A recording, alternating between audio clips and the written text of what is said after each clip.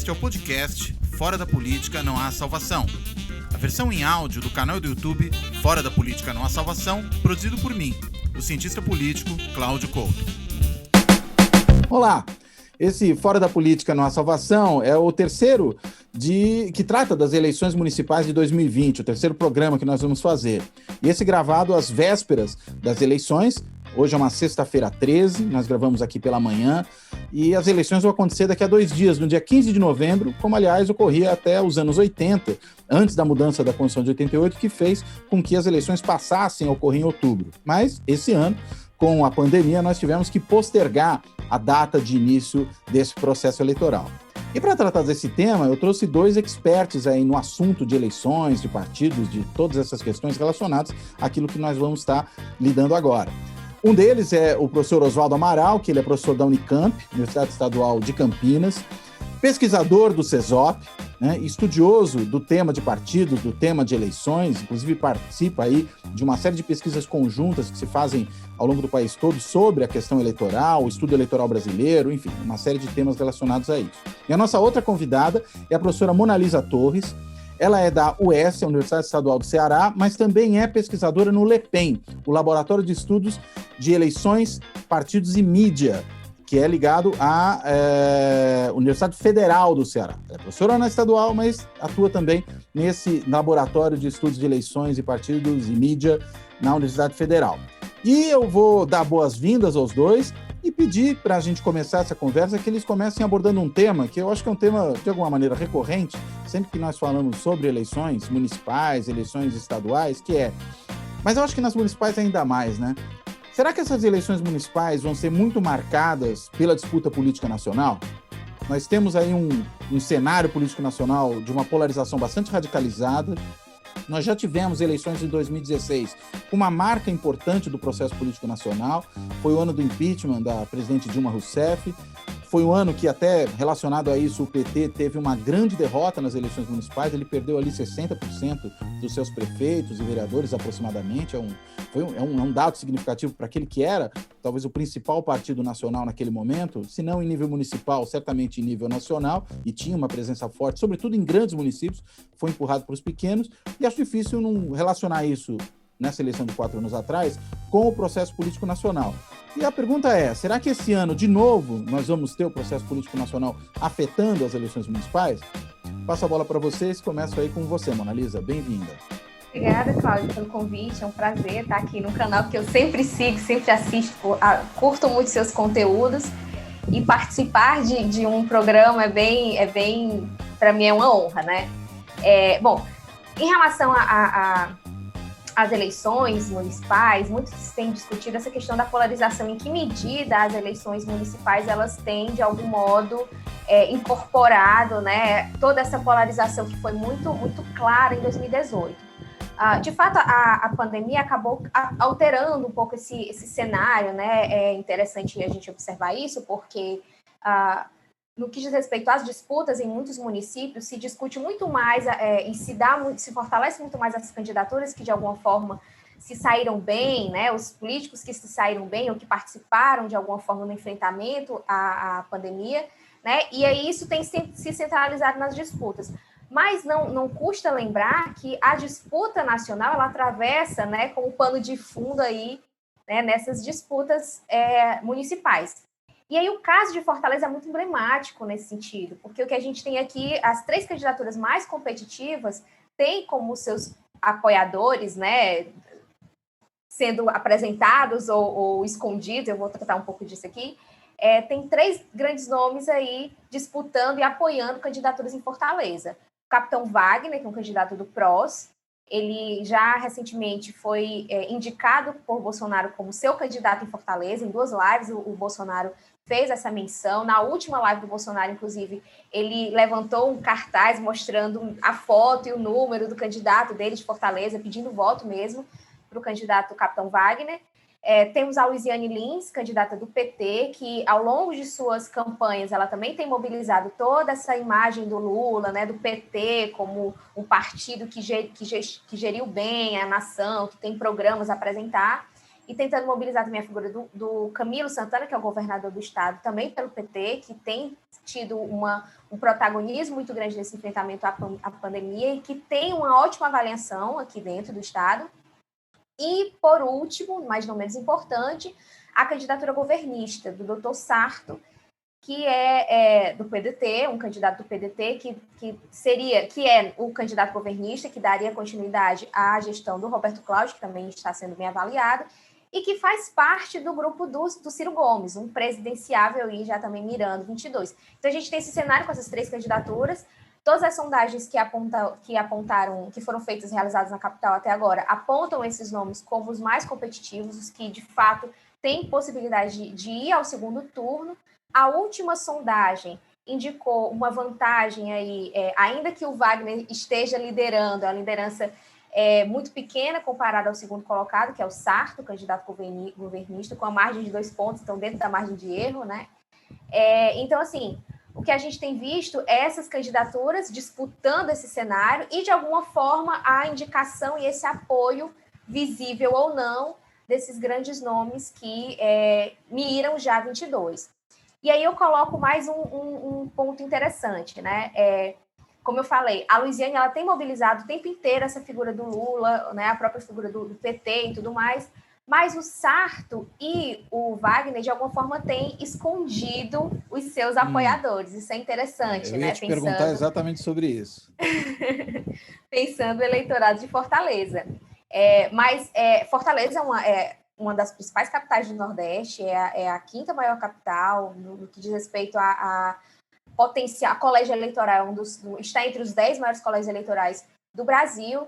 Então, pensando o Nordeste como um colégio eleitoral, digamos assim, majoritariamente ou historicamente nos últimos anos, mais progressista, né, mais afeito a partidos de esquerda, sobretudo ao PT, tem tido aí digamos assim, um investimento muito maior do Ciro, que tem tentado ocupar esse espaço aqui no Nordeste, né? Diante desse desgaste que o PT vem sofrendo nas últimas eleições.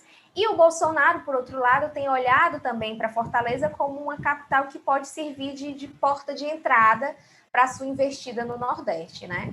Então, assim, tem esses aspectos aí que eu acho importante a gente pensar quando se trata desse cenário nacional que pode estar em disputa nas capitais. É óbvio que as eleições municipais elas também servem como uma espécie de termômetro, já dá indicativo do que pode vir nas eleições futuras, mas mais do que isso também tem a ver com a conquista de territórios, né? Os candidatos eles querem marcar posição, eles querem conquistar prefeituras para se fortalecer para as eleições seguintes.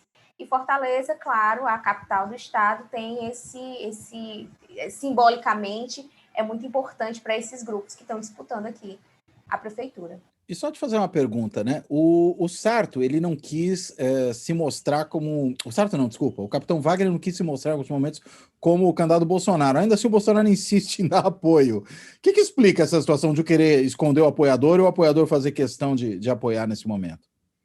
A avaliação do Bolsonaro em Fortaleza, como em geral no Nordeste, não é muito boa, né? É uma avaliação bastante negativa.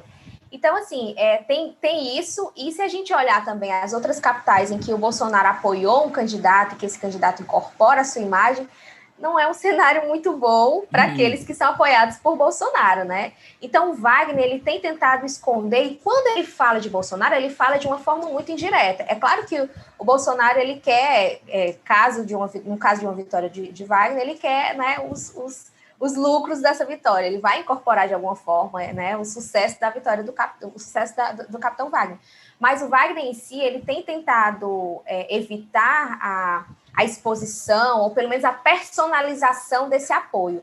É interessante que nas campanhas ele tem tentado se antecipar a isso, né? Antes que alguém o acuse de um candidato do Bolsonaro, ele mesmo faz a referência de que é bom prefeito que tenha boas relações institucionais com o governo federal, porque é a partir dessas boas relações, que os recursos vão ser conquistados de uma forma mais, né, de uma forma melhor. Então, ele tem despersonalizado esse apoio, e quando se refere ao Bolsonaro, na verdade, ele esconde o nome Bolsonaro, ele fala de relações institucionais com o governo federal. Então, é assim que ele tem tentado, de alguma forma, já se blindar para uma possível associação negativa desse apoio do presidente. Muito bem. Oswaldo, e aí? O que a gente pode entender dessa eleição em relação a essa nacionalização da política? Você vê uma possibilidade de uma eleição mais nacional do que elas têm costumado ser? Eu acho que tem duas coisas, né? Eu acho que na cabeça do eleitor, essa vinculação com o nacional ela é menor, né? E acho que essa eleição ela não está sendo muito diferente, porque tradicionalmente a eleição é separada, né, das eleições gerais, e tem razão para ser assim, exatamente, né, para não ser dominada exclusivamente por temas nacionais, né? As pessoas geralmente estão mais preocupadas com questões locais, e eu acho que nesse cenário que a gente tem, né, de pandemia e tal, isso está prevalecendo, né? A gente fez uma pesquisa uma pesquisa nacional no INCT Democracia, que é coordenado lá pelo pessoal da UFMG, e assim, saúde, educação, são os temas que estão mobilizando. Aliás, estranhamente, segurança não foi um tema tão citado. Historicamente né? Exatamente, diferente do que aconteceu em 2016. Né? Mas nesse ano, saúde e as várias possibilidades de relação, né, com o tema saúde foram os mais citados. Natural que seja assim. Né? Então, eu acho assim, na cabeça dos eleitores, não muito, mas para os partidos, para os políticos, sim. Né? Porque essa eleição de 2020 ela dá uma rearrumada no tabuleiro para 2022. Né? Se a gente pensar, por exemplo, o DEM hoje está liderando em Salvador, se não me engano, Rio de Janeiro e Curitiba, né? Que são cidades importantes.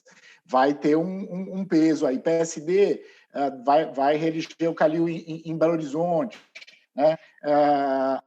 Eu acho que o Nordeste é um pouco diferente, porque como o PT tem essa força no Nordeste, né?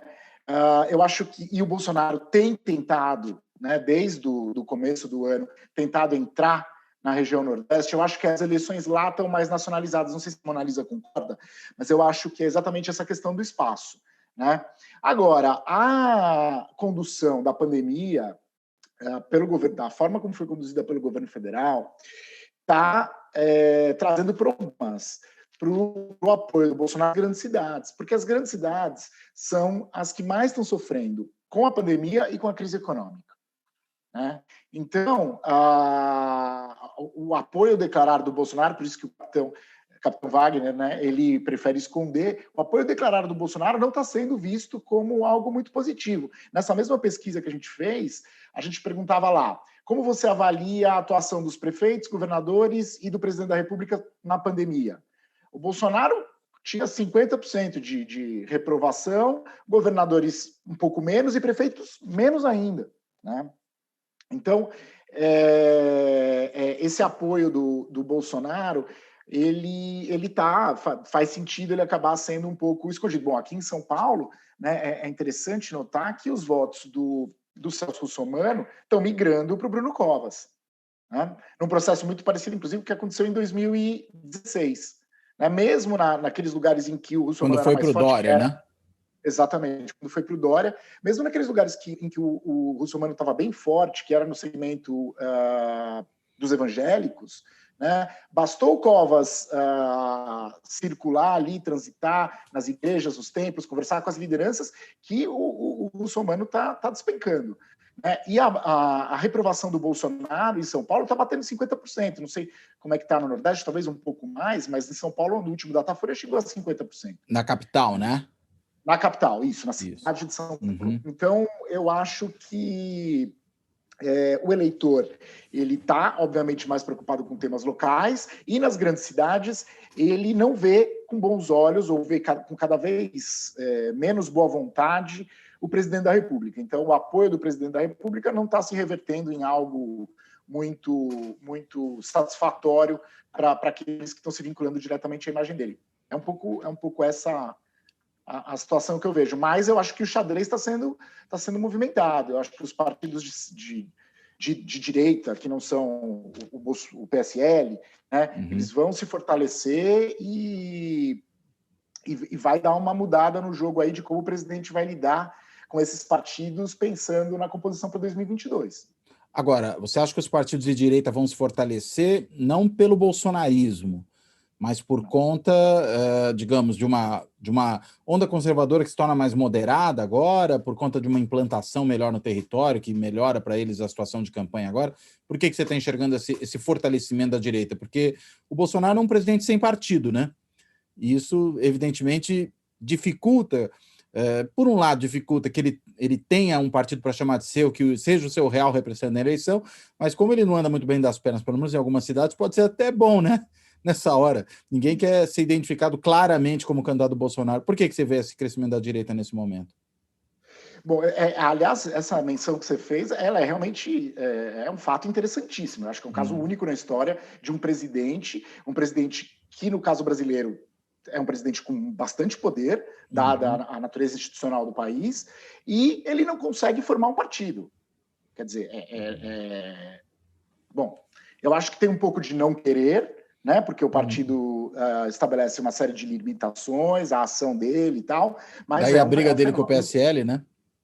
Tem a briga com o PSL, é um fenômeno interessante. Agora, obviamente que isso faz com que também não dê para cravar que ele vai ser o grande derrotado das eleições, porque ele vai dizer, eu não tenho partido, né? Eu apoiei aqui 2 ou 3 e que não ganharam, mas outras cidades ganharam, enfim. E aí vai ficar aquele jogo de não ser o grande derrotado. Então, nesse sentido, não ter partido o ajuda de alguma maneira. Eu acho que o que aconteceu, muita migração. A gente teve muita migração, especialmente para DEM, PSD, que são partidos que ficaram mais próximos, obviamente, do poder por conta da própria eleição do Bolsonaro e por conta, né, da influência que o próprio presidente da Câmara acabou adquirindo pela situação que foi construída pelo próprio governo. Então, eu acho que muita gente... A impressão que eu tenho olhando os dados que estão sendo divulgados sobre saída e entrada, né, de candidatos, muita gente saiu de PMDB e PSDB e migrou para esses partidos mais à direita, mas que não são identificados... Eu acho que esse é um ponto importante. Não são identificados com o bolsonarismo. Diretamente com o bolsonarismo. E pelo menos, né, o que eu tenho visto nas cidades de porte médio e grande, o discurso é um discurso menos radical do que aquele que faz o presidente, né, e que o levou à própria eleição em 2018. Muito bem. Até mesmo porque é uma eleição local também. Não dá muito para ficar falando de grandes questões morais e coisas assim que não, acho que não cabe muito. Mas, enfim, é um pouco o que eu tô sentindo. Não, era exatamente isso que eu ia querer comentar com a Mona Lisa, né? E pedir para ela comentar um pouco em cima. Também acho isso, né? Eleição municipal é eleição do buraco da rua, né? Eleição do posto de saúde, ou da unidade básica de saúde, para ser mais exato, né? Da escola de ensino infantil, do transporte público. E, claro, se a gente vai para municípios menores, tem uma série de outras particularidades, né? Quando a gente fala de municípios grandes, a gente está falando de cidades que já são um pouco por vocação mais nacionais, né? O prefeito de uma grande capital é um potencial candidato a presidente, um ministeriável, um candidato ao Senado, vamos dizer, ela se projeta para o plano nacional. Imagino que, por exemplo, o ACM Neto em Salvador seja uma figura que sai dessa eleição, já que ele sai muito bem avaliado e com grande chance de eleger já no primeiro turno o seu candidato a prefeito, ele sai como um potencial eventual candidato do DEM, talvez daqui a algum tempo, à presidência da República, se ele não quiser pelo menos tentar antes o governo do Estado. Mas olhando um pouco mais para o interior, para cidades menores, né? Como é que vocês enxergam essa disputa, né? De que maneira essa disputa esse ano, afetada pela pandemia, afetada por essa mudança de calendário, o que se transforma nessa disputa em relação àquilo que nós vimos em anos anteriores? Se quiser falar, Mona Lisa. Em 2006 foi uma eleição assim, muito, muito atípica do ponto de vista de tentativa de renovação política, né? Havia esse espírito e esse desejo muito das populações em renovar a classe política, né? E, claro, isso acabou reverberando em 2018. Em 2020, a gente tem um fator novo, que é a pandemia, né? Então, há uma busca pelo eleitor por candidatos ou por pessoas que, de fato, tenham esse perfil de gestor, de bom gestor, e que, de alguma forma, tenha capacidade de enfrentar os desafios que vão ser postos pós-pandemia, né? Eu acho que, para essa eleição de 2020, esses candidatos que estão em reeleição e que exerceram e que enfrentaram a pandemia de uma forma muito equilibrada, né, que deram respostas satisfatórias à pandemia, ou mesmo aqueles que, de alguma forma, têm um recall, né, uma memória positiva de bons gestores, eles têm ganhado, de certa forma, a preferência, eles têm, né, a preferência do eleitor nesse cenário.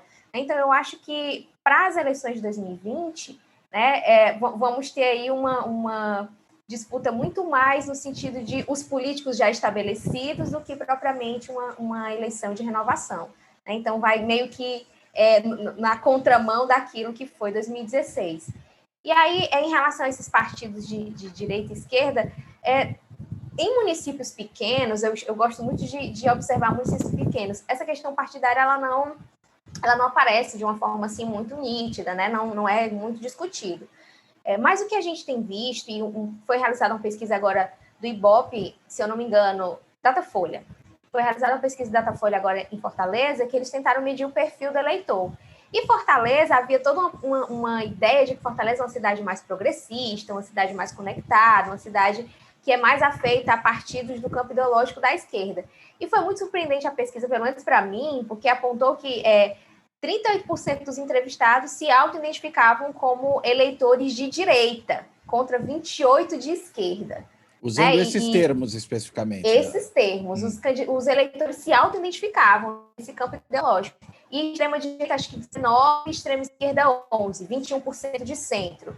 E quando perguntado sobre questões que são caras para esse debate direita-esquerda, né, como a legalização do aborto, da maconha, a pena de morte, mais de 50% se colocaram favoráveis a essas pautas, né? Então, 51% se identificou como contrários ao aborto, contrários à maconha. Eu acho que 71% a pena de morte. Eu não tenho os dados aqui exatos, mas é um indicativo muito interessante como o eleitor de Fortaleza, ele meio que tem se colocado mais no campo conservador.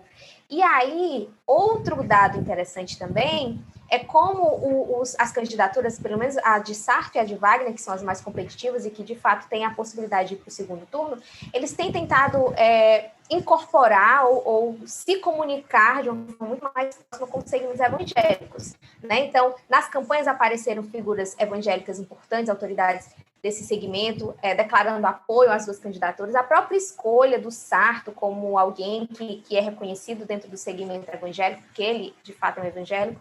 Né? Então, assim, essa preocupação de uma aproximação com esse segmento, aqui em Fortaleza, ela acabou se tornando muito presente nessa eleição. Essa última semana, o que tem aparecido de lideranças evangélicas apoiando o Sarto ou Wagner, ou declarando apoio, ou, enfim, tem sido muito interessante. Quer dizer, tem uma disputa no interior do campo evangélico entre essas duas candidaturas, né?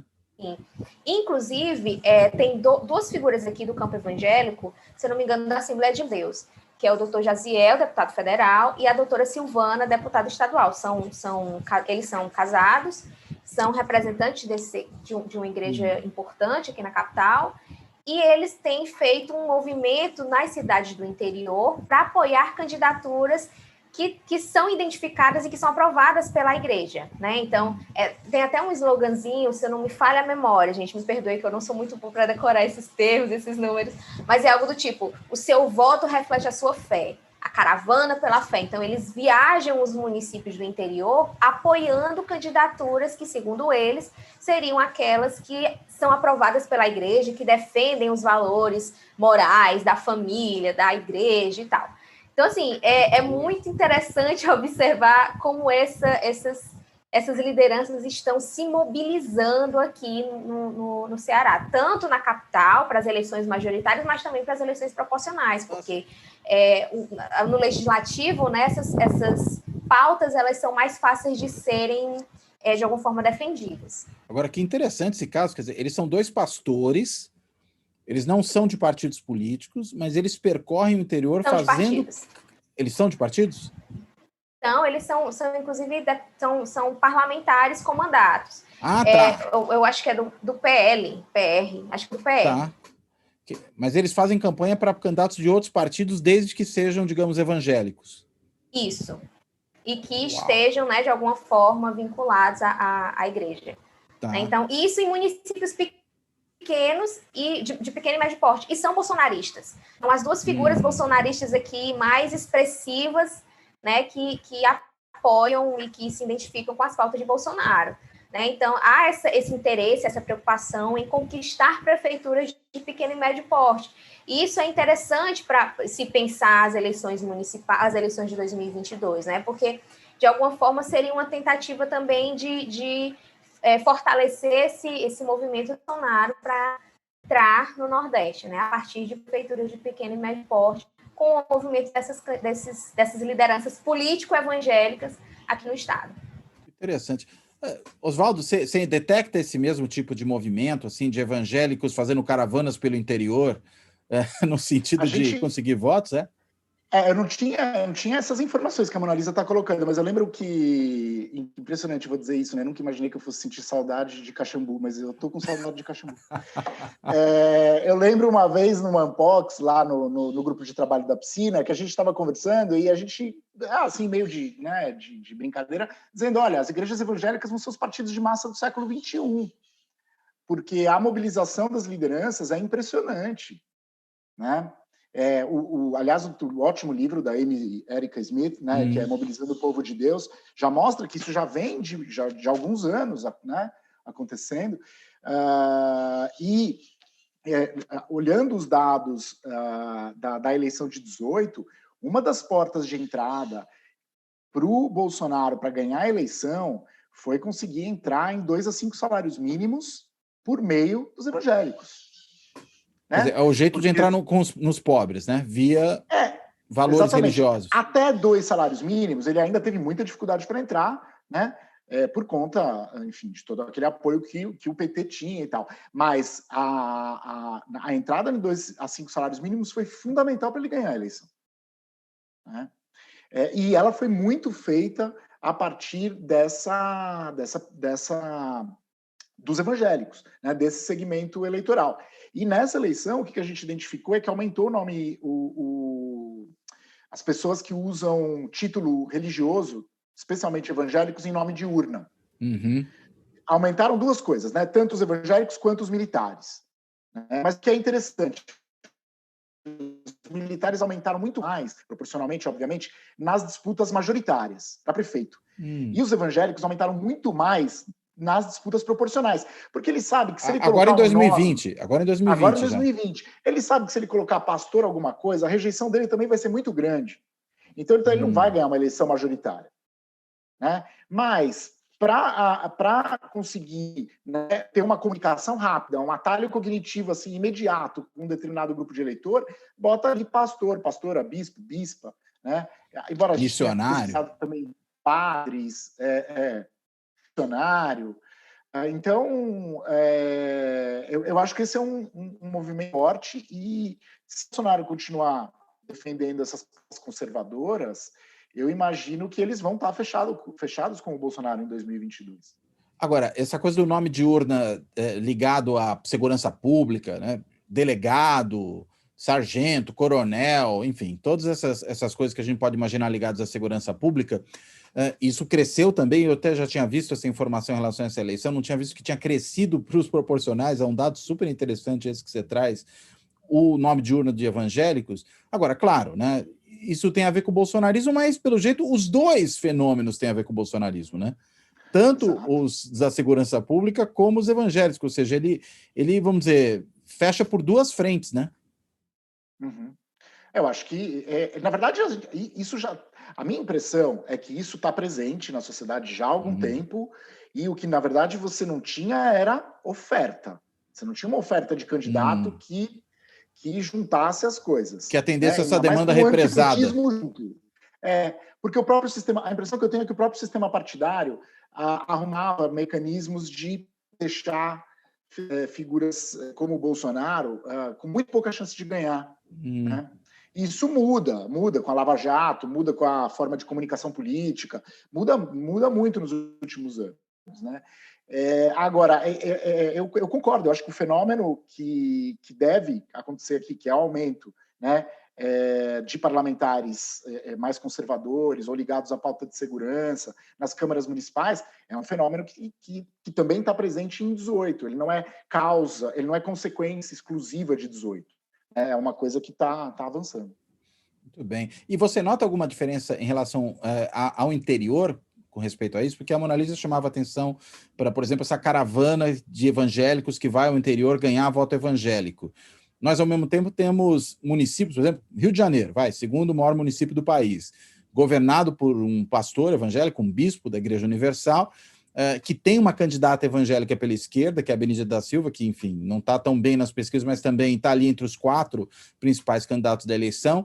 Esse é um fenômeno mais de grandes centros? Esse é um fenômeno de municípios menores? Como é que dá para fazer uma distinção assim? Ou é um fenômeno disseminado, né, completamente espalhado? Olha, Cláudio, aí precisaria olhar com mais calma os dados para te dar uma resposta com certeza. Mas, dado a quantidade de candidatos que usam os títulos e o crescimento que teve, não é um fenômeno exclusivo das grandes cidades. Assim, não pode ser. É uma coisa que está... Agora, eu não consigo te dizer ainda se chegou nas cidades muito pequenas, porque as cidades muito pequenas também elegem muito poucos vereadores, né? Então, a barreira, né, a nota de corte ali dos votos, ela é maior. Eu acho que em cidades médias, né, isso já é um fenômeno bem presente. Não sei se a Mona Lisa concorda. O que você acha, Mona Lisa? Assim, dados eu não tenho para afirmar também, né? Mas é interessante a gente observar esse movimento, né? Não é algo que é novo, é algo que vem se processando ao longo das eleições, que tem crescido ao longo das eleições, e que quando a gente olha para as realidades que, por exemplo, eu estou olhando para Fortaleza, eu estou tentando desenvolver um raciocínio olhando para Fortaleza. As próprias candidaturas aqui na capital buscaram cabeças de chapa ou vice que tinham uma relação, de alguma forma, com os segmentos religiosos. Estou colocando religiosos porque tanto o evangélico, né, o pentecostal, quanto o carismático, né, o católico. Então, aqui teve essa preocupação. Temos, acho que, umas 3 candidaturas para a capital que se preocuparam em trazer para o arranjo eleitoral pessoas que têm vinculação com o segmento evangélico. O Capitão Wagner não necessariamente é um evangélico declarado, mas no seu entorno tem figuras e lideranças evangélicas importantes. Que é um pouco como o Bolsonaro, né? Que Sim. Também não é evangélico. Ele é católico, inclusive, professadamente. A esposa é evangélica, mas ele está muito mais próximo hoje, politicamente, dos evangélicos do que, vamos dizer, da hierarquia da Igreja Católica, né? Sim. Então, no caso Wagner, é muito semelhante a isso, né?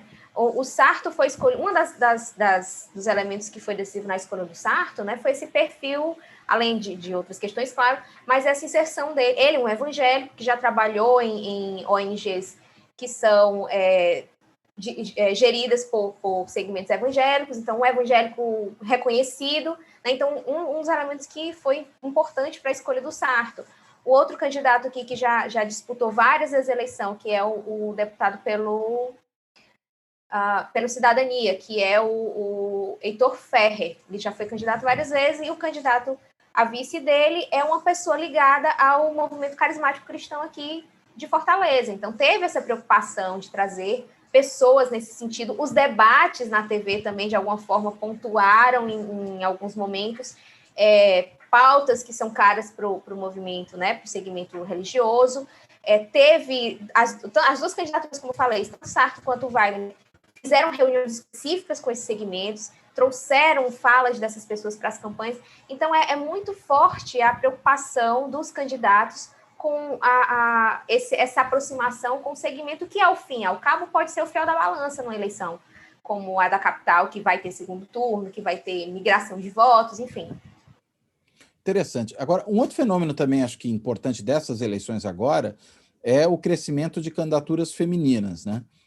Tem uma mudança que já começa nas eleições de 2018, com a questão do financiamento, enfim, tem as cotas, aí vem o Tribunal Superior Eleitoral e define que, além daquilo que está definido na lei, é preciso distribuir o dinheiro de acordo com a proporção de candidatas, E isso tem levado alguns partidos, inclusive, a propor chapas para o executivo mistas, porque aí você justifica que você tem uma mulher na chapa, você pode levar mais dinheiro. Vocês acham que isso vai ter algum efeito nessa eleição desse ano?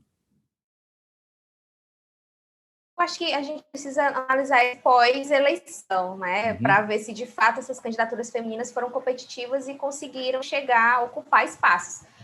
Proporcionalmente ao aumento do número de candidaturas que foram ofertadas, até pela própria mudança na regra eleitoral que proíbe coligações, o aumento das candidaturas femininas, né, acaba acompanhando. Mas quando você olha mais detidamente os dados, a oferta de candidaturas femininas, pelo menos para as eleições proporcionais aqui no Ceará, que eu estou utilizando, né, os dados que eu tenho disponíveis, não ultrapassaram muito a margem de 30%. Para prefeito e vice, é em torno de 25%, 15% de mulheres candidatas. Então, assim, de fato, o aumento foi proporcional ao aumento que já foi, né, produzido pela própria mudança na regra. Mas eu acho que a gente precisa esperar, eu esperaria os resultados das eleições para ver se essas candidaturas ocupam de fato os cargos, né, e tiveram competitividade. E se todas essas políticas de ação afirmativa estão ou não produzindo efeito eleitoral, né? Sim. Oswaldo, quer comentar sobre esse tema? Eu começo dizendo que, obviamente, essas são mudanças do ponto de vista da legislação que são importantes. Eu só fico triste porque o STF... ele faz as regras, mas ele faz mal feito, né? É sempre assim. Ele mexe na eleição e cria confusão. Exatamente. Quer dizer, você não especificar que o dinheiro tem que ser gasto ou na proporcional ou na majoritária, quer dizer, é um absurdo isso, porque é óbvio que a campanha majoritária custa muito mais caro. Você disser, tem que ser 30% para candidatas. Né? Daí você vê, tá lá uma mulher... negra, recebendo bastante dinheiro do partido para eleger um branco. Enfim, eu acho que... Então, essa é a minha crítica ao Supremo. De qualquer maneira, precisa ver se essas regras já realmente não chegaram, talvez, no teto, né, do que elas podem promover. E aí vão ser necessárias, né, de preferência feitas pelo Legislativo, né, outras regras que garantam a condição de competitividade. Porque, vou até repetir uma coisa que ontem eu estava numa live com a Flávia Brioli, que ela falou, né? A questão é a competitividade, porque o argumento é, mas o que eu posso fazer se mulher não vota em mulher? Né?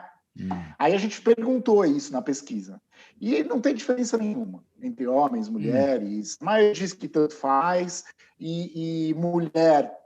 divide ali entre votaria em homem, votaria em mulher e vice-versa entre homens e mulheres. Então, o que faz diferença são os recursos. Os recursos de competição, não estou falando necessariamente de dinheiro, né? É óbvio que o dinheiro é o mais importante, mas são os recursos de competição. Então, a gente precisa ver. Eu vi uma reportagem anteontem, uns 2, 3 dias, dizendo que boa parte dos recursos ainda não foi distribuída. Metade dos recursos parece que ainda não foi distribuída. Isso pode ser atraso na prestação de conta, pode ser um monte de coisa. Tudo bem. Ou guardar dinheiro para segundo turno, às vezes, né? Guardar dinheiro para segundo turno, mas a gente precisa ver o que é isso, porque também não adianta você receber o dinheiro 2 dias antes da eleição. Claro, não vai fazer nada. Para fazer sua campanha. Então, eu acho que ainda tem muita coisa para aprimorar, embora, obviamente, né? Do ponto de vista simbólico, eu acho que principalmente é um avanço, grande avanço, né? Mas como a regra não foi muito bem feita, tem muitas maneiras de burlar. E os partidos querem ganhar a eleição, né? Também não adianta ficar esperando que o partido vá fazer, né, que vai ser santo. Não vai, ele quer ganhar a eleição. Se ele puder burlar a regra para ganhar a eleição, ou enfim, trabalhar nos meandros dela, ele vai fazer isso. Então, acho que o fundamental é discutir exatamente como aprimorar essas regras. Agora, nós temos visto que quando o judiciário interfere nas regras do jogo político, né, da disputa política propriamente, regras eleitorais, número de vereadores na Câmara, coligação vertical, horizontal, enfim, seja lá o que for, geralmente vem uma resposta do Legislativo no sentido de corrigir. Para outras decisões das Cortes Superiores, é menos frequente que o Legislativo decida, mas quando se trata de questões de competição política, é mais comum a gente ter uma adesão do Legislativo. Você não acha, Oswaldo, que nesse caso é possível que a gente tenha essas regras que você apresentou aí como problemáticas, porque mal feitas nas decisões dos tribunais superiores, que a gente pode ter algum tipo de correção de rumos no Congresso Nacional em relação a isso, aprimorando esse tipo de mecanismo? Não saberia dizer. Eu acho pouco provável, dado a composição do próprio Congresso. Né, em que o número de mulheres é muito reduzido. Eu não penso nem para reverter, né? Eu acho que reverter não vão. Não, aprimorar. No sentido de aprimorar, de fazer pelo menos que ela faça sentido, né? Eu acho que vai depender muito de pressão.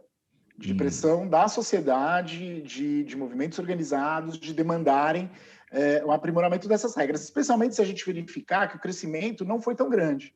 Quer dizer, se o crescimento não for tão grande, mesmo com a alegada distribuição dos recursos de forma proporcional, significa que alguma coisa está errada.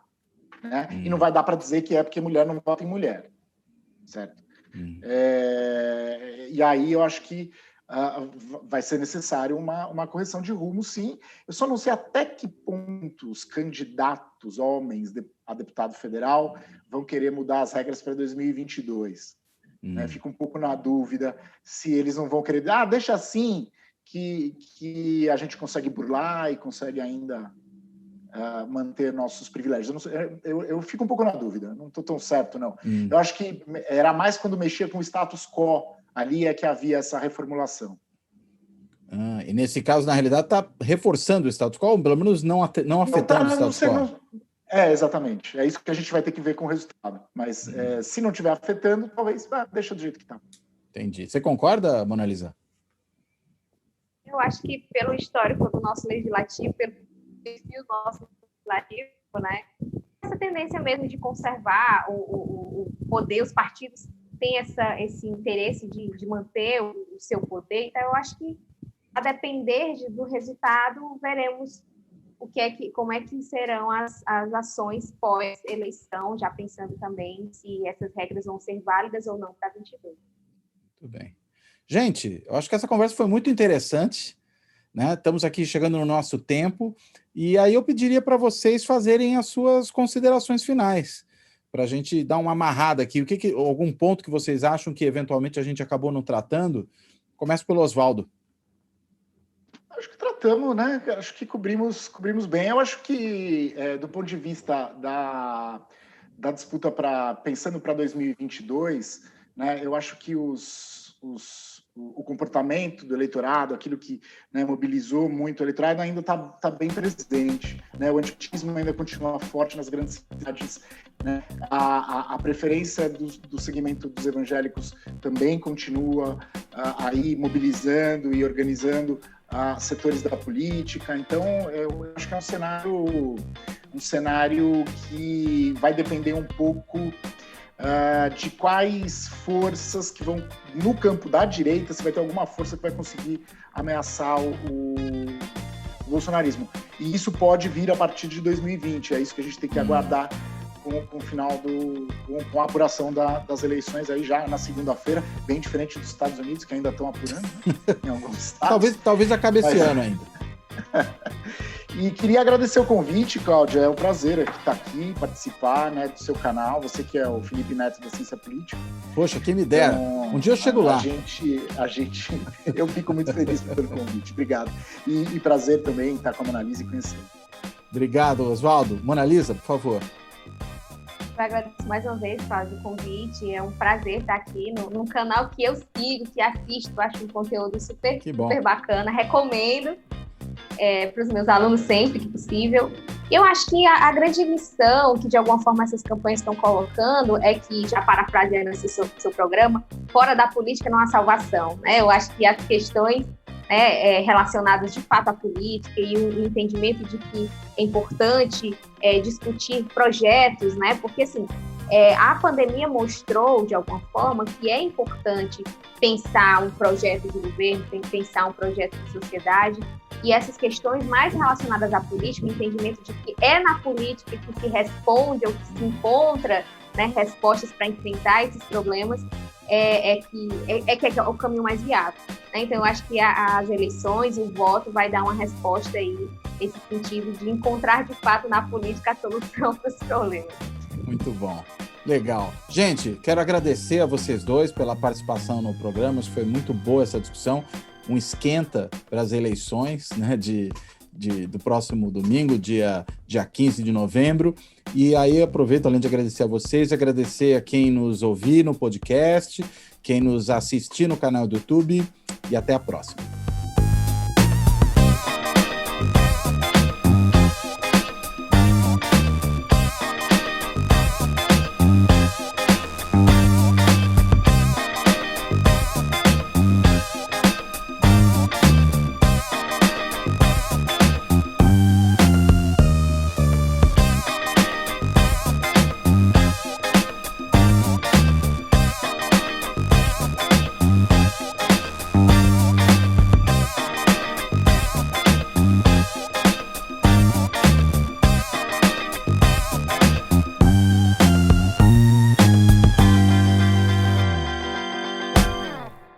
Fora da política, não há salvação.